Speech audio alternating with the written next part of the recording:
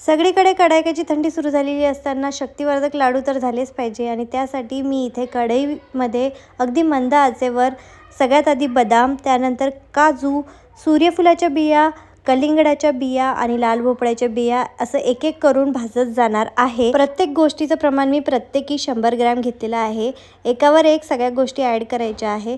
हलका हलका काळा डाग पडत आला की समजायचं झालं आहे सगळ्या गोष्टी भाजून। त्यानंतर मी ते 250 ग्रॅम सुक्या नारळाच्या चकत्या करून घेतल्या आणि त्यासुद्धा मंद आचेवर भाजून घेतल्या। आता इथे मी 1 चमचा तूप घेतलं आणि त्यामध्ये मी 250 ग्रॅम बिया काढलेला खजूर जो आहे तो छान भाजून घेतला। आता हे जे भाजलेले ड्रायफ्रूट्स आहे ते छान मिक्स करून घेतले।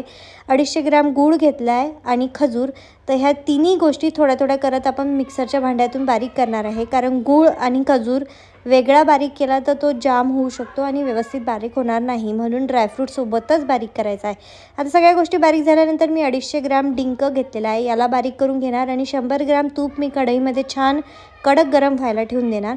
आता हे बारीक केलेलं डिंक जे आहे ते मी या मिश्रणावर टाकणार आणि त्यावर छान तूप सोडणार आहे। आता जर तुम्ही या लाडूमध्ये डिंक नाही वापरलं तर तुम्ही बिना तुपाचे सुद्धा लाडू खूप छान बनवू शकतात आणि त्याची टेस्ट पण खूप छान लागते। आता या लाडूमध्ये मी ज्या बिया वापरलेल्या आहेत त्या जागी तुम्ही तीळ, शेंगदाणे, पिस्ता आणि अक्रोड देखील वापरू शकतात। तर सगळ्या गोष्टी थंड झाल्यावर हाताने मिक्स केला आणि छानसे लाडू बांधून घेतले।